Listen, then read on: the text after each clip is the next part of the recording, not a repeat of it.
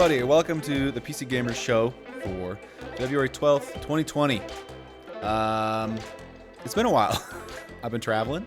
Went to rural New Hampshire for a wedding, and what else did I do? I had some friends visit, but I'm back now. We can do the show. Everything's normal. My name is James Davenport. I am what's my new job title? Features producer at PCGamer.com. No more staff writing for me. I'm producing features such as this. With me today, we got Joanna Nelius, hardware staff writer. How are you? I'm doing okay. Doing okay?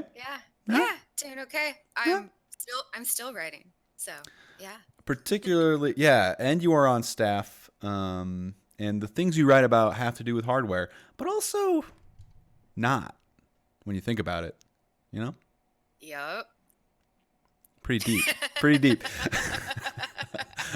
Also with me is, excuse me, Chris Livingston. Are you staff writing still? I am still your everyday run-of-the-mill staff writer. Just run-of-the-mill, Just straight up staff writer. writing on staff. Right on. Sometimes about hardware, sometimes about games, sometimes about... I don't think I've ever written about hardware. Really? Never? Well, I mean... Adjacently? Nothing intelligent. I know, I get fucking terrified anytime I have to say something about hardware. It's been a while since I came up into PC gaming through hardware, building servers and PCs, and I was like hardcore about hardware back in college, and now I don't know a goddamn thing about it. That's why we turned to you, Joanna, to lead us through the darkness. I'm happy to help. Yes, we appreciate it. I think my last hardware contribution was I asked Jared what the best graphics card would be to bludgeon someone to death with. It wasn't for real life use. It was for a very scientific piece about playing games in the post-apocalypse. And I also asked another hardware editor at the time if you could use your own urine for coolant. So that's my hardware experience. From what I recall, it's not a great idea. It will work for a little while, but Okay. You really shouldn't. So, you heard it here. If you need it, just pee in there. Just clean it out though. Not for too long. Just pee in there though. Yeah. What are we going to talk about today? Well, I guess a couple housekeeping things. We're back. We'll be back on schedule as features producer. It is now written into. They got me.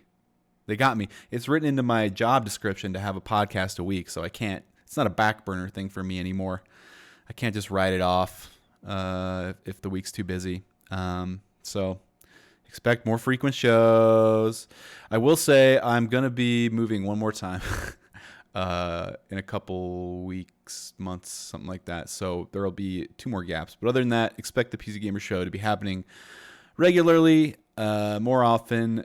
Don't expect it to be streamed much anymore. It's a pain in the ass, and generally not worth it. I think we get a better show out of these audio shows. We can be more flexible, get more people on, and have varying lengths according to everyone's schedule. I think it just works out better. We don't have to stick to a crazy format determined by the template, the graphical template on Twitch. I don't have to fill out every single topic arbitrarily. We can just do a good show and dip out when we gotta.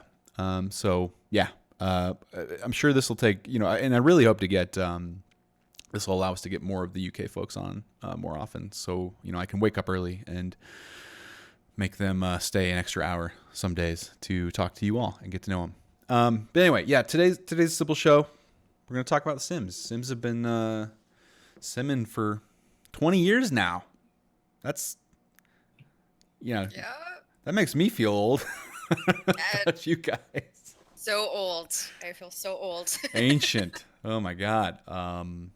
We're on the 4th entry in The Sims, and it's still a very popular series, which I'm not surprised at all. We're gonna talk about The Sims and sort of our memories of The Sims, why we play it, lasting appeal, and where we think it should go next. Just kind of a general, broad discussion about a very, very iconic series in PC gaming, and how we relate to it. Before we do that, you guys been playing anything else? Anything you want to get out there? Anything you want to discuss? For me, it's just been, I'm still trucking through The Witcher 3. It's kind of a slow start to the year. I mean, plenty of games. I mean, don't get me wrong, a lot of great indie stuff. But as far as big releases, it's been kind of quiet. So I've just been trucking away at The Witcher. You guys been playing anything interesting?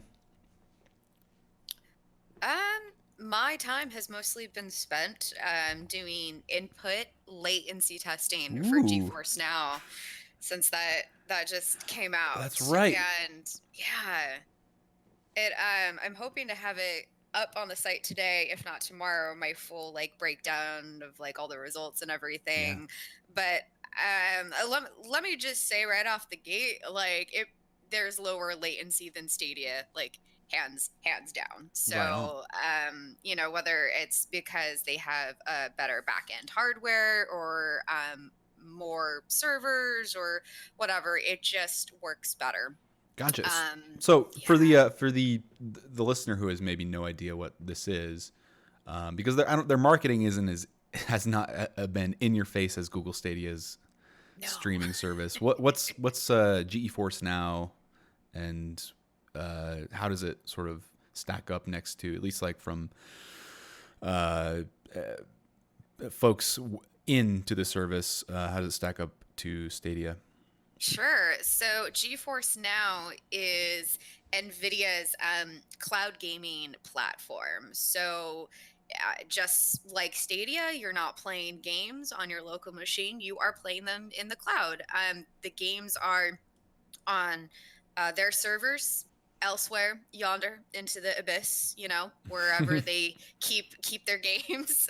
um, and whatever, like like it's still reading your inputs from your computer, but it's reading them on a remote server or virtual machine, and then it's showing back on your monitor exactly what it is that you're doing. So if you have a PC that's not necessarily up to snuff to play a lot of like the most demanding games, especially if you want to try ray tracing, GeForce Now is a good option to try. Not only do they have a free tier, but their paid tier is half the price of Stadia, plus you get to play games with ray tracing on. To try that out. The only kind of caveat is if you have a free tier, you're like quote unquote limited to 1 hour play sessions, but you just kind of get kicked off the server and then you can hop right back on. They do that so that their paid members will always have like instant access to the server since they are playing that.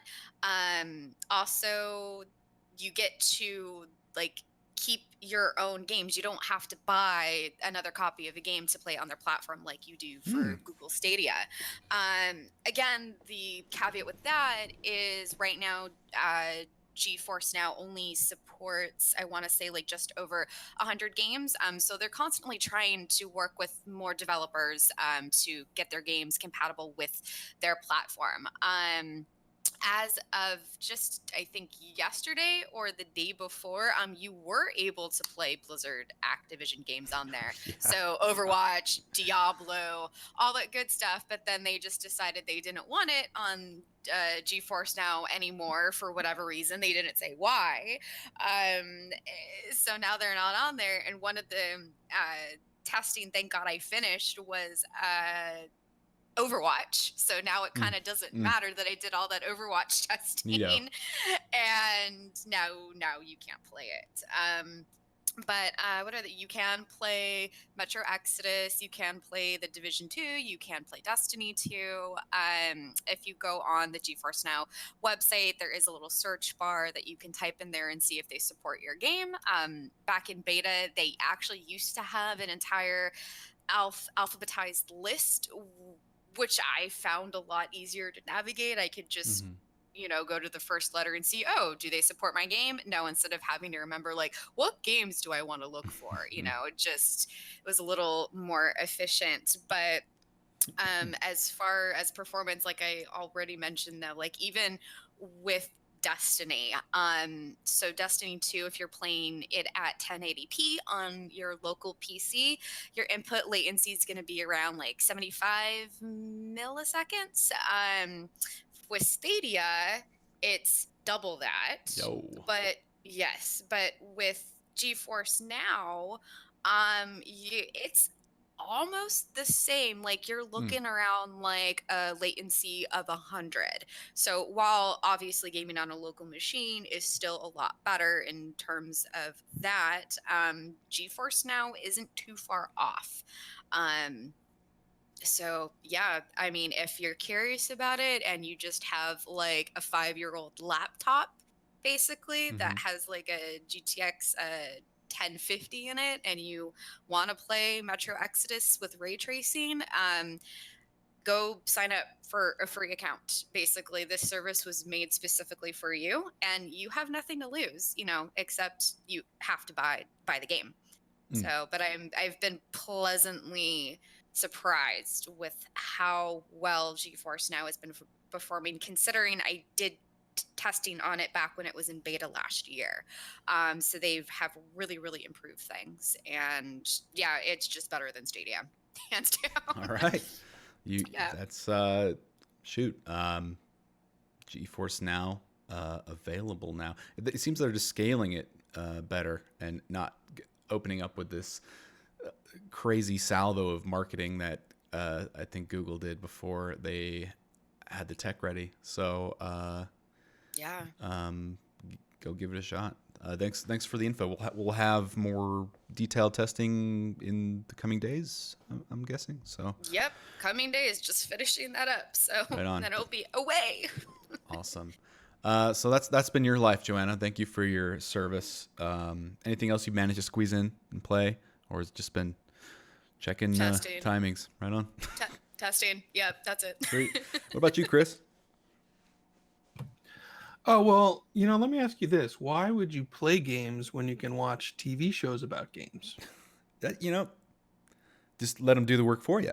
I never thought about it. Yeah. I've obviously been playing games, but nothing really super interesting. But I have been watching some TV shows about games. There's two I wrote about for the site. One is, of course, Mythic Quest Raven's Banquet, which just did a kind of Netflix-esque show dump of 9 episodes that you can watch on Apple TV all at once. I admittedly only watched the pilot, which I wasn't too keen on, but I do understand it gets better.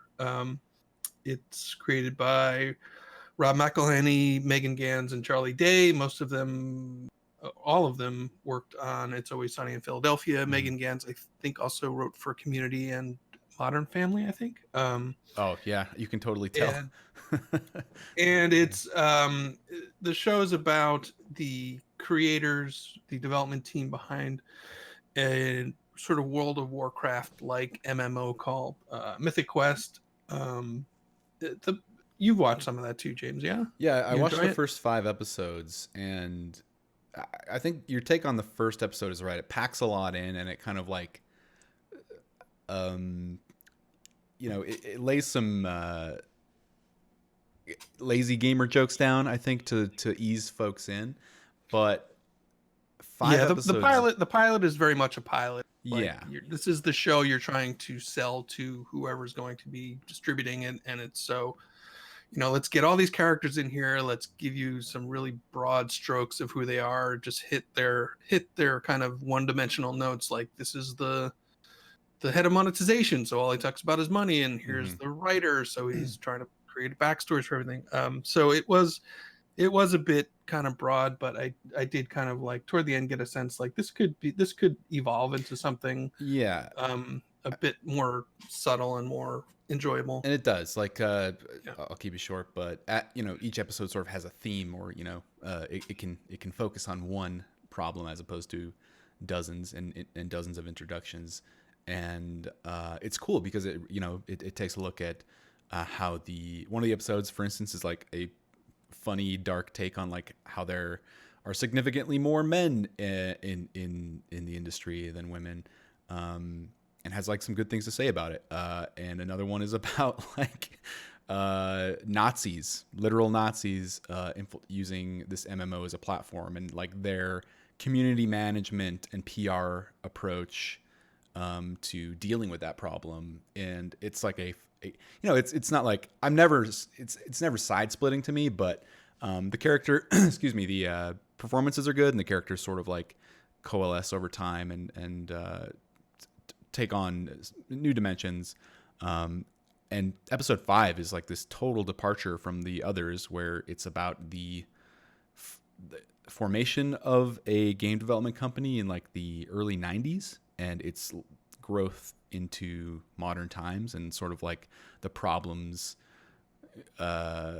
infinite growth, and well, capitalism meets art, and it doesn't end particularly well. So it's a cool look at the industry, almost like an episode of *Halt and Catch Fire*. And yeah, so it's a surprising show. It's definitely not as hokey as those early trailers would make you think. Anyway, yeah, I like it a lot. Yeah, and the other show which Tim Clark turned me on to is called Dead Pixels. It's a UK sitcom, and it's about people who play an MMO and are obsessed with an MMO called Kingdom Scrolls. I watched a few episodes of this, and I think it's fun. It's there are far fewer characters than Mythic Quest, so it feels like immediately kind of more comfortable. It's not this big rushed intro into the show.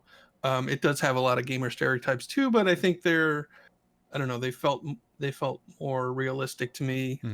There's a guy who's a very kind of stereotypical gatekeeping nerd. Like they invite a noob sort of into their group to play the game, and he's kind of offended that this guy is just having fun. He's like, this isn't supposed to be fun. We're grinding. Like it's basically treating it like a job. And there's some good humor. A lot of the show takes place sort of in the game, and you can see their avatars kind of talking to each other while they actually chat over headsets. And so I would, if you're interested in another MMO show, from what I've seen so far, I recommend it. And that it just came out last year. They've been picked up for a second season. Cool.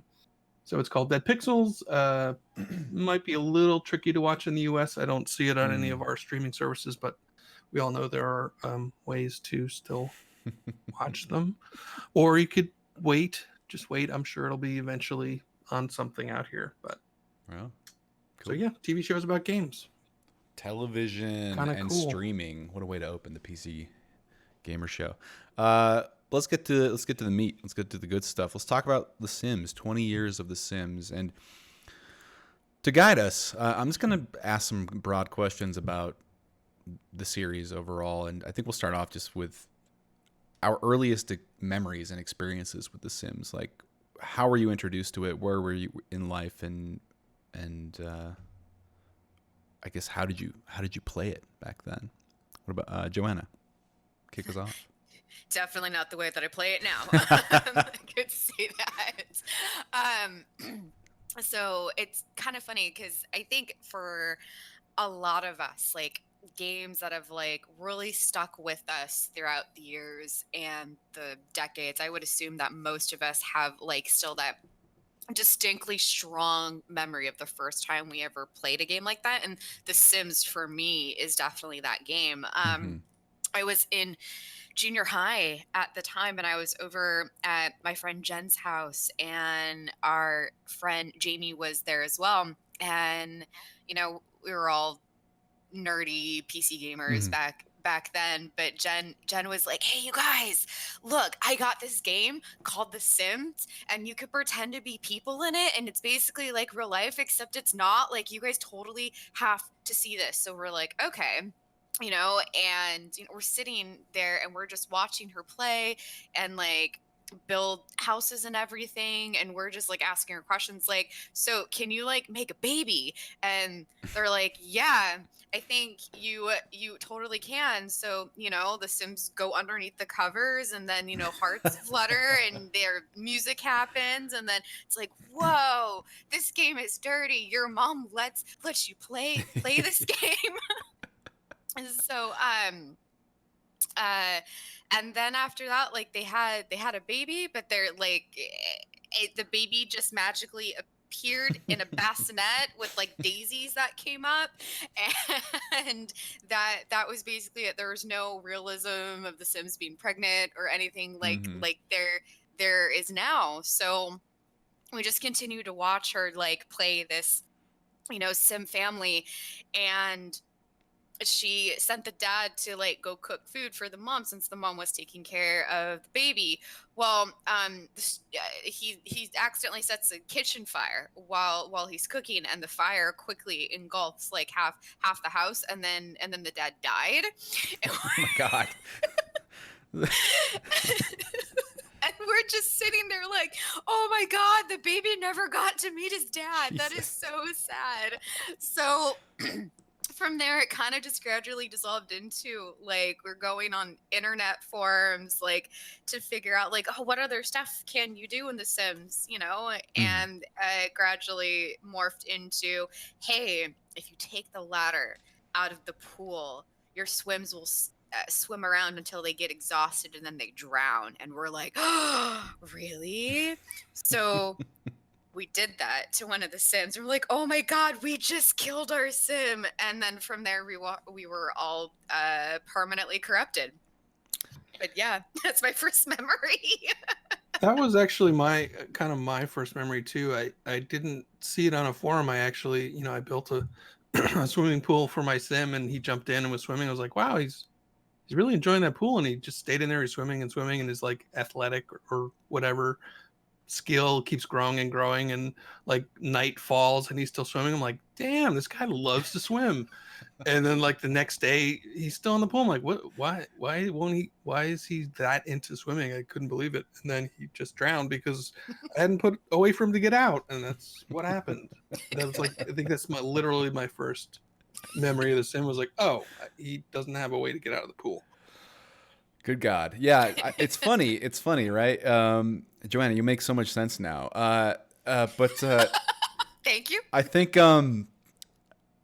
my earliest memories were pretty similar. But I was watching this game over my sister's shoulder on her, crappy computer that could barely run it. And she would, she, she, she had just a dark side. She would make these beautiful big homes and like do and spend like days and days creating families and histories and lives for these people, and then suddenly, out of nowhere, like with no warning to me, would just get bored of it and want to start over. And to do that, she would do a couple things: either the pool gauntlet, just have everyone go to the pool, delete the means of getting out, and just whoever she's so fucked up. Whoever survived the longest would get to start the next family and the next life. They would win a new home. She also would Yes. another version of that was to build a giant, or to keep everyone inside and sort of like remove all the walls in the house and all the unnecessary objects, and just like surround, just line the walls with fireplaces, remove all the doors, remove all the windows, and whoever survived the eventual fire, because a fire is going to happen in that scenario, would win and get the grand prize of life, and eventually probably dying in a future gauntlet down the line. It's funny because so many this game that is about simulating life, with some, it's intentionally goofy, and I think it leaned into that over the years. So many of our first experiences are like this bug in a jar scenario where like we're tapping on the glass and sometimes being a little mean to the bugs, or pouring some cornstarch on the anthill. Not that I did that, but this is like, it was kind of like how our generations like transitioned into we're able to do that without being actual psychopaths, I think. So these are like the earliest stories you hear from most people. I think about The Sims. It's so funny. This Well, one and I time think in The Sims. I think Sorry. even if you're trying to like be good to your Sims, like they're still gonna reach a point where they pee their pants and then fall asleep in the puddle of pee, and it's like no matter what you do, they're gonna be miserable or dying or setting things on fire or getting trapped. Like even if you're not intending those things to happen, Mm-hmm. so Yeah. I think Oh, Yeah, it's yeah. not all just like, hey, I mean, there's plenty of sort of viciousness or morbid things that you can do to them, but they kind of do it to themselves too. true. True. Oh yeah.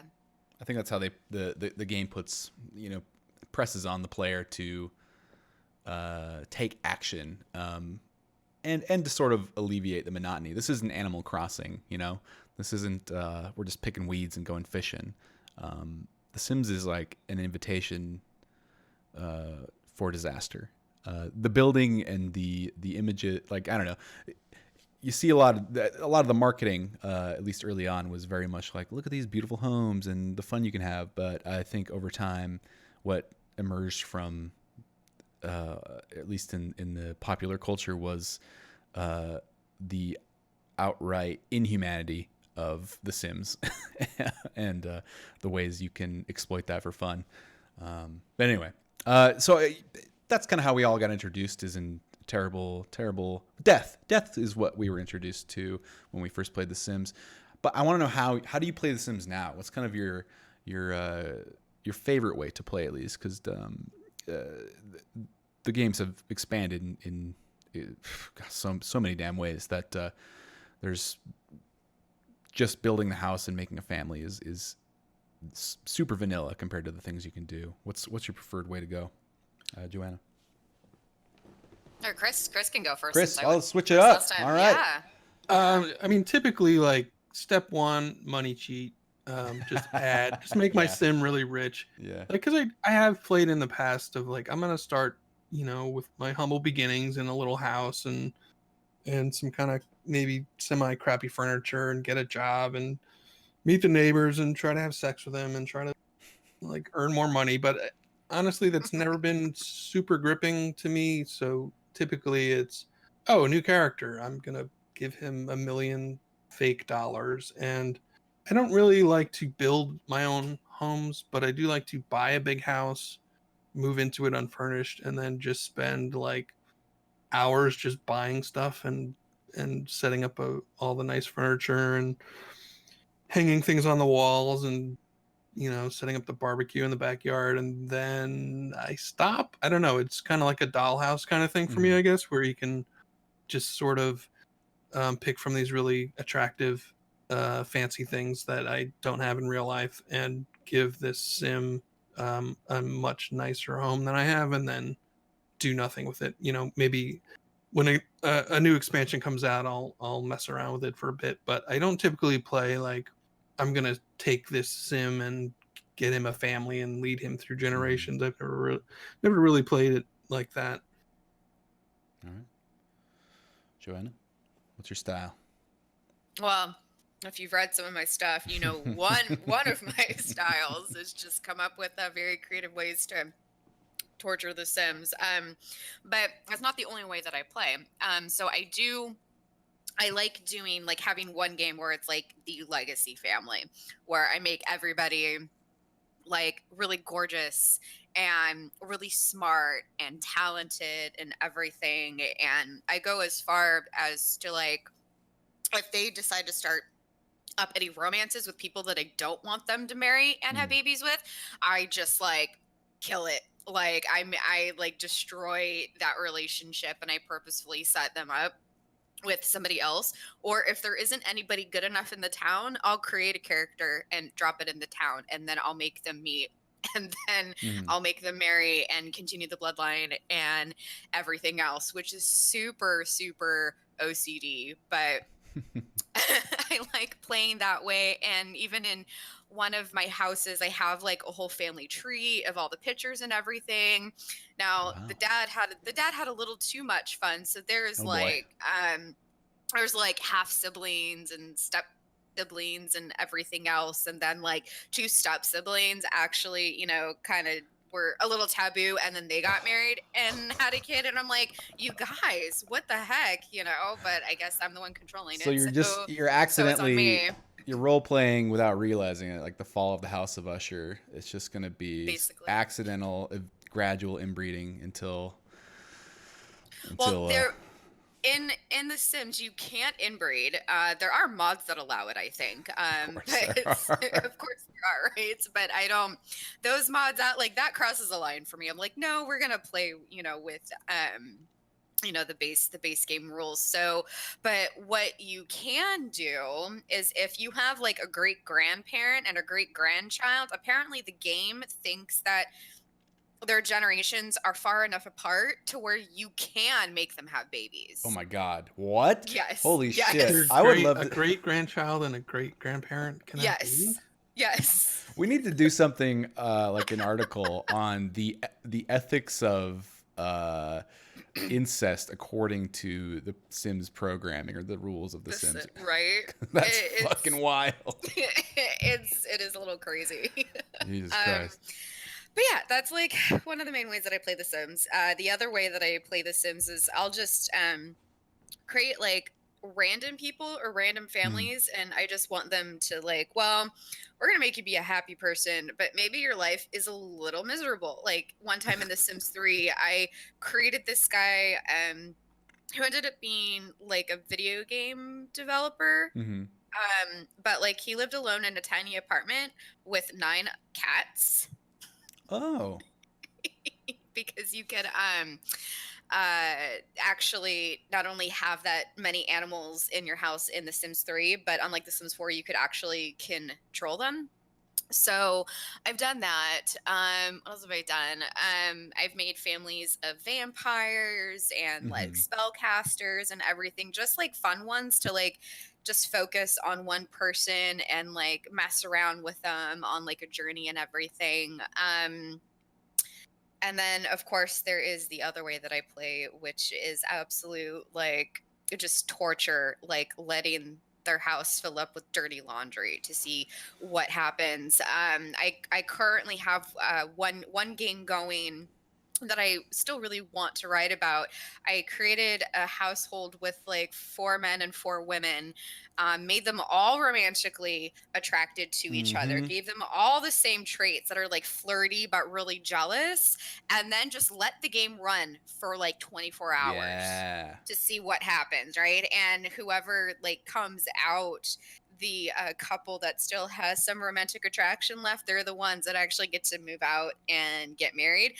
But of course, when you let your game run, like your Sims don't pay the bills on their own. Sometimes they don't even like fix things on their own. So like after like just 4 hours, like the power was shut off, like everything was flooding, everybody was dirty and stinky because they couldn't take a shower, but yet the fridge still works. You can still go in it and like eat a bowl full of peas, so they didn't starve. And I'm like, okay, well that's not true. Like if there's no electricity in the house, the fridge wouldn't work. So what did I do? I deleted the fridge. So, Oh. This is like a reality show. I think I would subscribe to I to think watch this yeah. episode. so yes. Well, maybe I will write a whole thing about it, Chris. You had that amazing like gauntlet series where you created that huge like house with like the winding like corridors, and like some of them died along the way, but whoever got to the center like won. Like I thought that was hysterical. Yeah, I did. I think that was someone else. I did a battle royale thing where I slowly closed the walls around a campsite while the Sims were there. I can't remember who did the winding thing. It might have been Andy Kelly. Oh, okay. But I think yeah, we've done a number of horrible experiments on our Sims over the years on our website. Yeah. Go to pcgamer.com/tag slash The Sims 4, or no, just slash The Sims 4, The Sims 3, yada yada, for just the whole amazing catalog of horrific shit. Especially like, what's the animal breeding one you did, Chris? Yeah. Speaking of incest, I wanted to breed a red panda in the game, and you can breed, your pets together. And there's raccoons that can breed with cats for some reason. I figured if I had enough red cats and enough raccoons, because a red panda kind of looks like a raccoon that's red, kind of to me. Yeah. So I just kind of started breeding cats and raccoons, and eventually wound up breeding some of them with their own family members.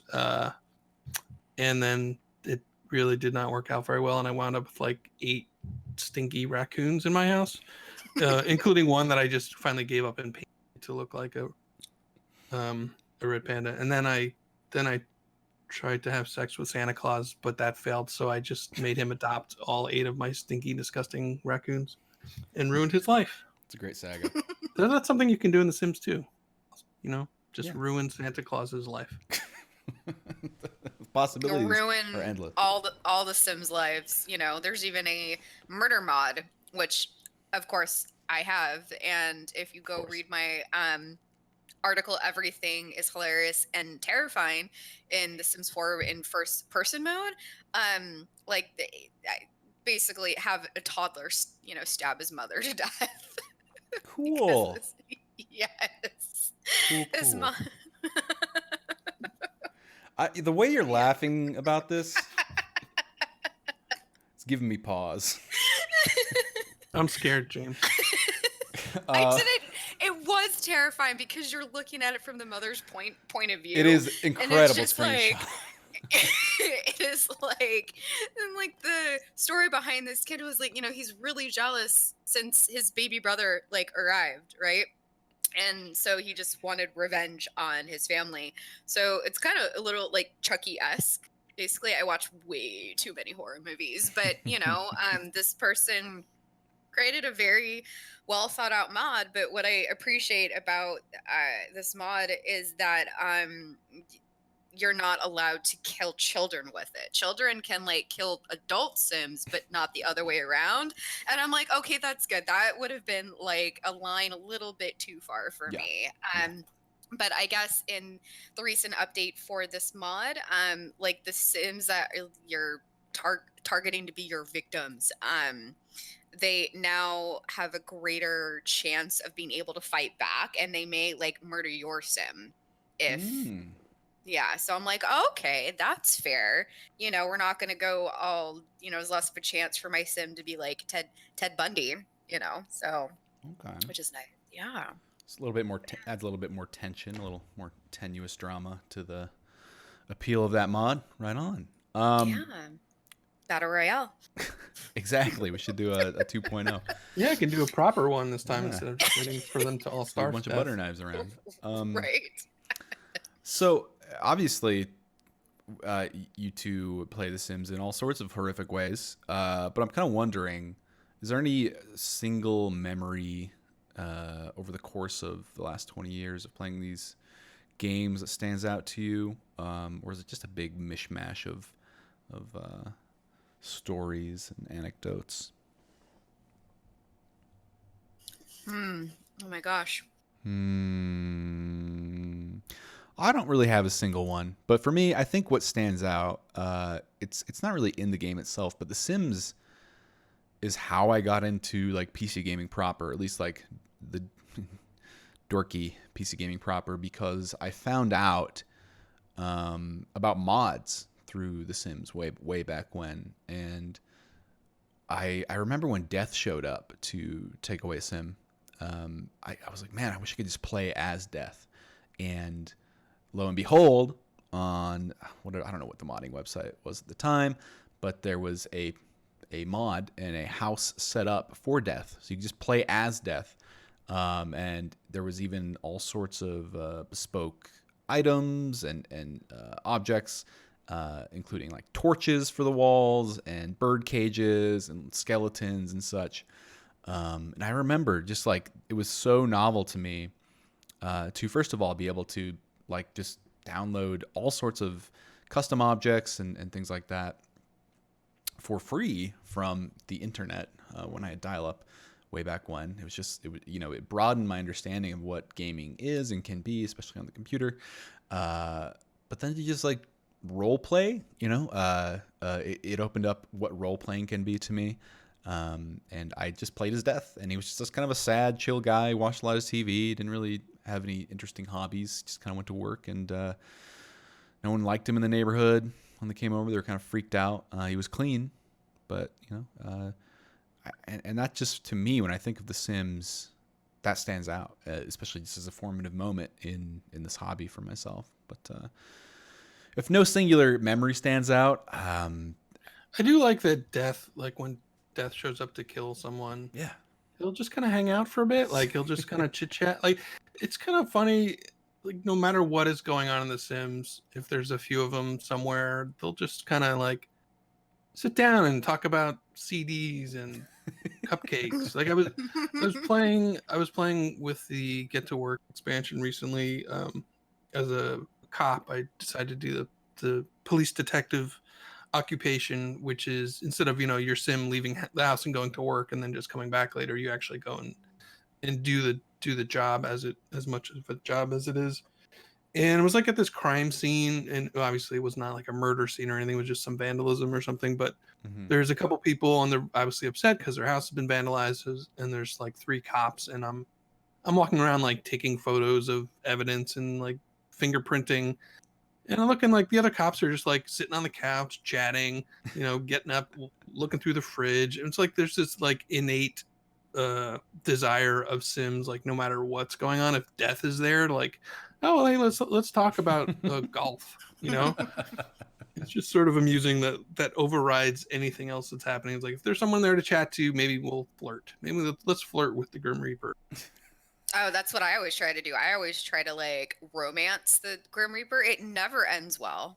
But oh no, it can't. No way. Yeah, it's. I think it's sort of a necessary dimension for all of the terrible things that the Sims sandbox allows.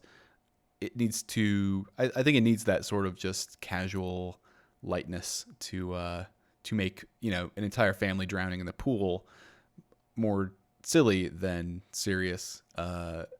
Because otherwise, I would actually be concerned about all of us, especially you, Joanna. that's fair. That's fair, James. So I got one more question for you two. Where does The Sims go next? I know there was a recent news story, like is an EA executive, I believe, sort of mentioned that or hinted at the next Sims being multiplayer. But clearly, The Sims, from what we've talked about, has lasting appeal. But what do you think it needs to, or would benefit from, without disturbing sort of like what makes it work?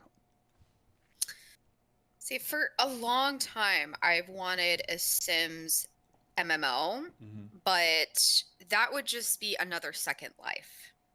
And I mean, of course, like all of Second Life, like pretty much everything is player created. And with The Sims, it would, be obviously less of that and controlled very much by Maxis and EA. But I feel like it would be too close to Second Life in that regard, and then it kind of wouldn't be The Sims. I don't know, like I know they're still planning a lot of stuff for The Sims 4. I get alerts on their Twitter, and every so often they'll do like polls about what people would like to see in the next like expansion packs or game packs and stuff like that. So I'm depending on whatever pans out. I know there's more stuff around.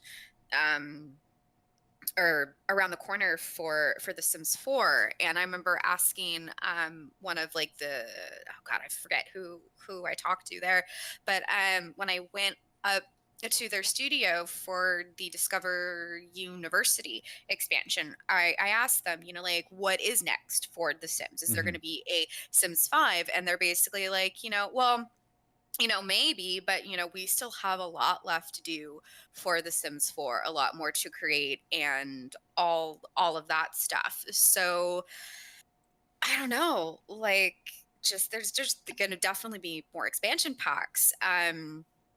Whether or not they'll kind of listen to the community about that. I mean, it took us nearly 20 years to get like customizable stairs, so you don't have to Hmm. like use cheat codes and like do magical strange things with the foundation and walls if you really like building, which I do as well. um so I think just what would be nice to focus on, at least in the next year, is like getting some of those like more niche features in the game that people have been asking for a really long time. um Other than that, like, they have the market cornered on everything. So True. I have no idea. Chris? I don't know. Yeah, I think some sort of online component would be great as long as it didn't interfere with the single player game and the ability to mod. And if there was some way, if I'm playing single player and you know oh, I see Joanna's online, and like my sim can send a text and say, hey, do you want to go to this uh online area, town square or whatever, and you can walk around and see other people's sims. Because I think a large part of a game with this much like character customization and like home customization is you want to really show it off to people. You want to see what other people are doing. There's no shortage of people posting screenshots and saying, hey, look at my house, and look at my character. And it'd be cool to be able to visit a friend's uh house and walk around as my sim in their house or their town or whatever. But I think I don't think I'd be as excited if it was like this is a 100% online Sims game, kind of like Joanna said, Second Life kind of thing. It would be nice if you still had that core single player experience, but you could invite people into it when you wanted to, or go to some sort of you know group area or group town kind of thing. So that's what I would think. Yeah, I think I'm with you too.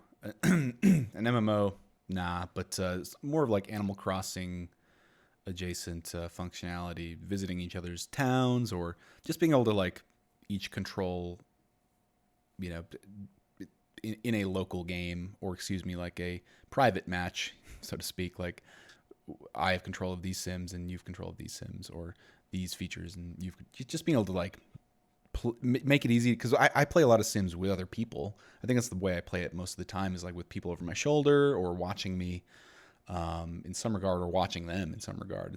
It's a great spectator game. So enabling some kind of just light touch multiplayer in that regard uh, would be great.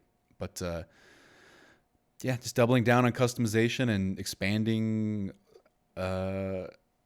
I don't know, just keep slowly sort of like spreading out the possibilities in these expansions. I think it's working. It's working and has been working for a long time. I don't think The Sims needs to be revolutionized or updated for uh, an entirely different audience. The audience is there, and like you said, Joanna, they corner the market. I think just keep trucking. Um, Yeah, they do. I believe it is either the or one of the best selling video games of all time. oh yeah, definitely. So, and to Chris's point, like, I love that idea of just being able to like hop online and go explore different, towns with my friends, go to like a local bar. There Yeah. could be like, hey, let's play juice pong together, Hmm. stuff like that.